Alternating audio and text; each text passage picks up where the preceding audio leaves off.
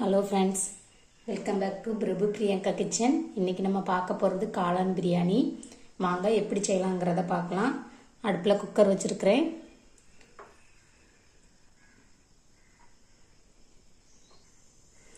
Cooker சூடாகட்டும். இது நான் ஓப்பன் பேனில் தான் வைக்க போகிறேன்.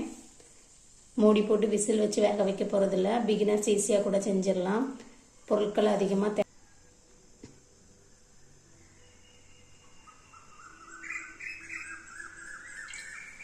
எண்ணெய் பாதி நெய் பாதி ஊற்றிக்கலாம்.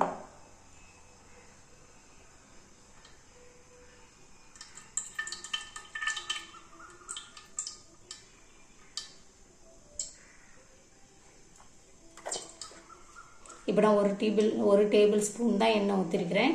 இன்னும் கொஞ்சம் நான் லாஸ்ட்டில் சேர்த்துப்பேன். இப்போ எண்ணெய் சூடாகட்டும். எண்ணெய் சூடாகுது. இந்த டைமில் நான் இந்த பிரியாணி எல்லாம் சேர்த்துக்கிறேன். கொஞ்சம் இது மார்க்கெட்டில் கிடைக்கும். கொஞ்சமாக போட்டாலே நல்ல பிரியாணி வாசனையாக இருக்கும். இதுக்கப்புறம் எடுத்து வச்சிருக்கிற கரம் மசாலா பொருட்கள் சேர்த்துக்கலாம். 3 ஏலக்காய், 3 கிராம்பு, 2 கருப்பு ஏலக்காய், பட்டை, அன்னாச்சிப்பூ. இப்போ இதெல்லாம் சேர்த்துக்கலாம்.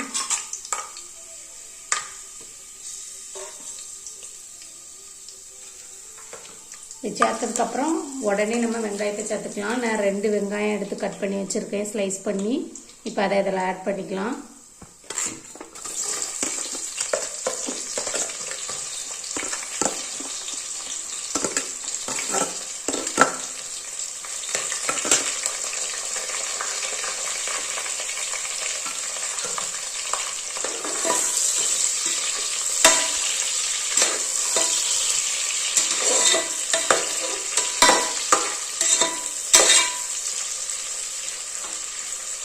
வெங்காயம் நல்ல ப்ரௌன் கலராக மாறணும். அப்போ தான் பிரியாணிக்கு டேஸ்ட் கொடுக்கும்.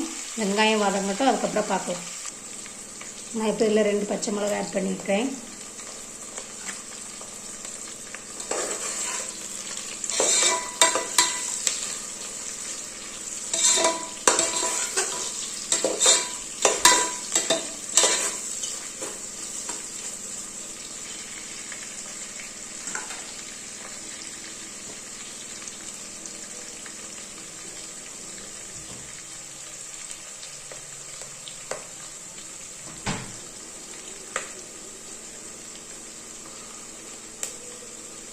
ப்ரௌன் ஆயிடுச்சு. இப்போ நம்ம இதில் இஞ்சி பூண்டு பேஸ்ட் சேர்த்துக்கலாம். நான் 1.5 ஸ்பூன் பெரிய ஸ்பூனுக்கு இஞ்சியும் பூண்டும் சேர்த்து எடுத்துருக்கிறேன். இப்போ அதை அதில் ஆட் பண்ணிடலாம்.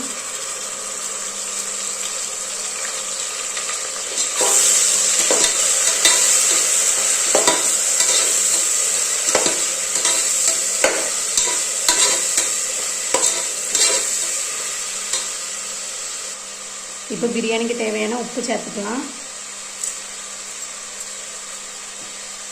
உப்பு சேர்த்து வதக்கினா இஞ்சி பூண்டு இந்த பாத்திரத்தில் அடி பிடிக்காமல் நல்லா வதங்கி வரும். இப்போ இஞ்சி பூண்டு ஸ்மெல் போகிற வரைக்கும் நம்ம வதக்கி விட்டுக்கலாம்.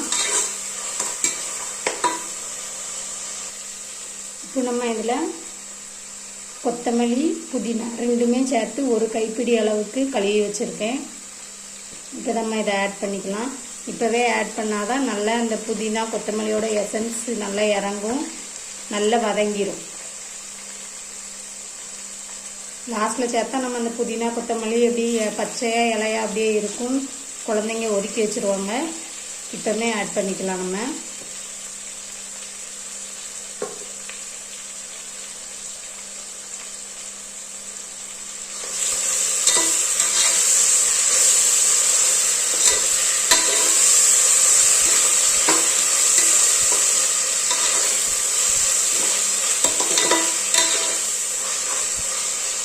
நல்லா இஞ்சி பூண்டு வாசனை போயிடுச்சு. இப்போ நம்ம கட் பண்ணி வச்சுருக்கிற தக்காளி ஆட் பண்ணிக்கலாம். நான் 2 பெரிய தக்காளி கட் பண்ணி வச்சுருக்கேன். அதை இப்போ ஆட் பண்ணிக்கிறேன்.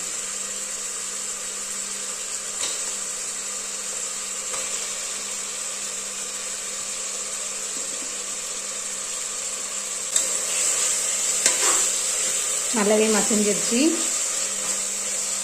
இந்த டைம் நம்ம காளான் ஆட் பண்ணிக்கலாம்.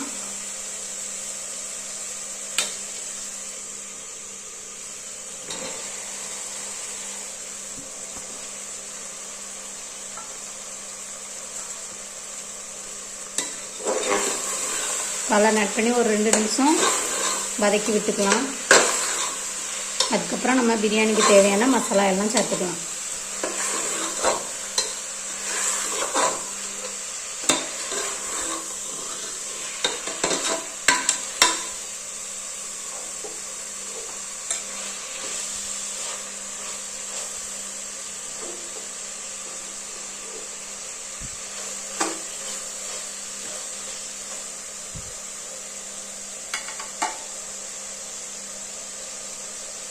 வாங்க ஃப்ரெண்ட்ஸ், இப்போ மசாலா சேர்த்துக்கலாம்.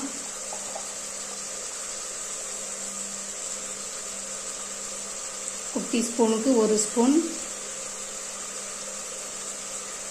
கெட்டி தயிரா புளிக்காத தயிர் நான் 2 ஸ்பூன் ஆட் பண்ணிக்கிறேன்.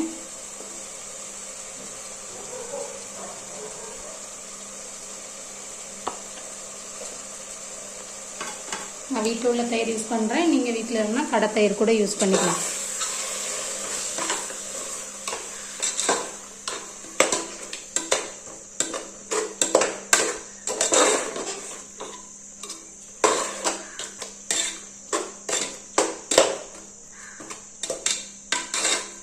இப்போ நல்லா எல்லா மசாலாவும் வெந்து எண்ணெய் பிரிஞ்சு மேலே வர்ற அளவு வேகணும். அதுக்கப்புறம் நம்ம அரிசி சேர்த்துக்கலாம்.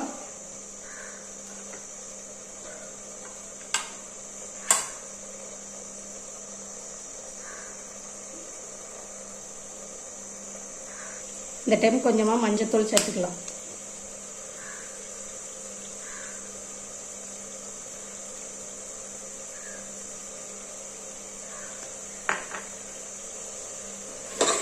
இங்கே பாருங்கள், நம்ம முதல்ல இந்த கொத்தமல்லி புதினா சேர்த்ததுனால நல்லா வதங்கிருச்சு. இனி அரிசி போட்டு வதக்கும் போது ஃபுல்லாக நல்லா மசிஞ்சு வெந்துடும். குழந்தைங்கள்லாம் தனியாக எடுத்து வைக்க மாட்டாங்க.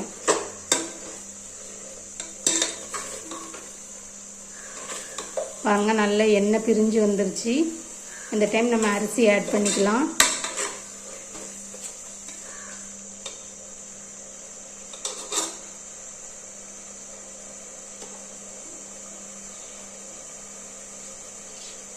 நான் 2 கிளாஸ் அரிசி எடுத்து ஊற வச்சுருந்தேன். இப்போ அந்த அரிசியை ஆட் பண்ணிக்கிறேன்.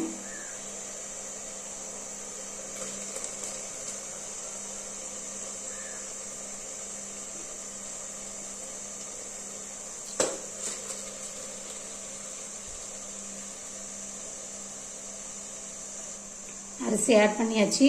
மெதுவாக கிண்டி விடுங்க. அரிசி உடையாமல் கிண்டி விடணும். ஒரு 2 நிமிஷம் கிளறி விட்டுட்டு அப்புறம் நம்ம தண்ணி ஆட் பண்ணிக்கலாம்.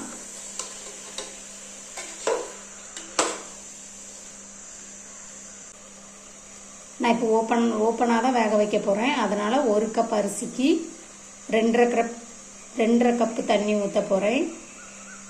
நம்ம குக்கர் போட்டு மூடி வைக்கிறதா இருந்தால் 2 கப்பு போதும். நான் இப்போது 2 கிளாஸ் அரிசி எடுத்திருக்கேன். அதனால் 5 கப்பு தண்ணி சேர்த்துக்கிறேன். இதில் ஏற்கனவே அரிசி ஊற வச்சுருந்த தண்ணி இருக்குது, அதையும் இதில் ஆட் பண்ணிக்கிறேன். 1 கிளாஸு, 2, 3,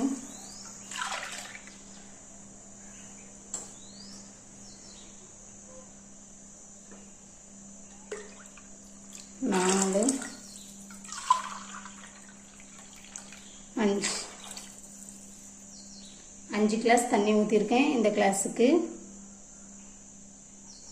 இனி இது நல்லா கொதிச்சு வரட்டும். அப்புறம் நம்ம என்ன செய்யலாம்னு பார்க்கலாம். கொதிக்க ஆரம்பிச்சிருச்சு.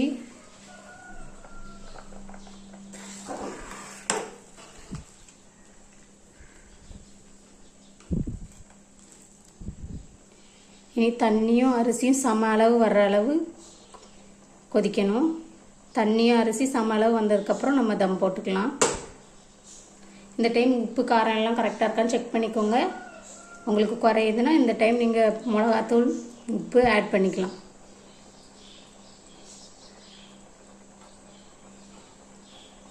ஓப்பன்லேயே கொதிக்கட்டும். பாருங்கள் ஃப்ரெண்ட்ஸ், அரிசியும் தண்ணியும் சம அளவில் வந்துருச்சு.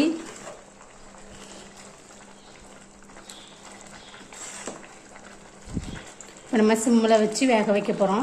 மூடி போட்டு தம் போட்டுடலாம். ஒரு 5 நிமிஷம் ஹை ஃப்ளேமில் இருக்கட்டும். அப்புறம் பார்த்துட்டு நம்ம லோ ஃப்ளேமில் வச்சுக்கலாம். இது மேலே ஒரு வெயிட் வச்சுருங்க.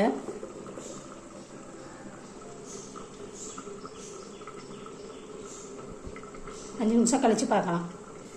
வாங்க ஃப்ரெண்ட்ஸ், இப்போ பார்க்கலாம்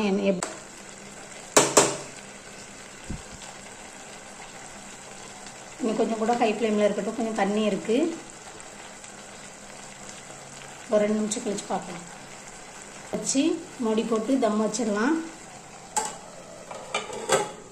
மூடி போட்டேன். வெயிட் தூக்கி வச்சுருங்க. சிம்மில் வச்சுக்கலாம். 5 நிமிஷம் கழித்து பார்க்கலாம் எப்படி வந்திருக்குன்னு.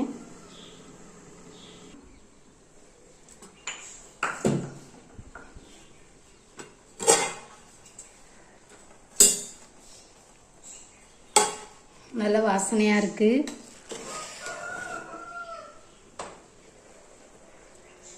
பாருங்கள், நல்ல உதிரி உதிரியாக வந்துருச்சு. அடிப்பிடிக்கல, ஒன்றுமே பண்ணல.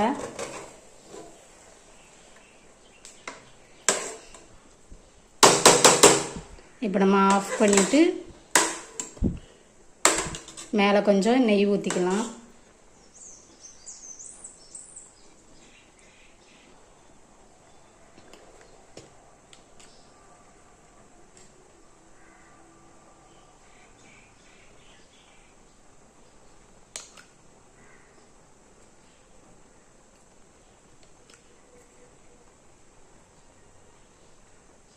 லாஸ்ட்டாக நல்லா நம்ம நெய் ஊற்றுறதுனால முதல்ல நல்ல வாசனையாக இருக்கும்.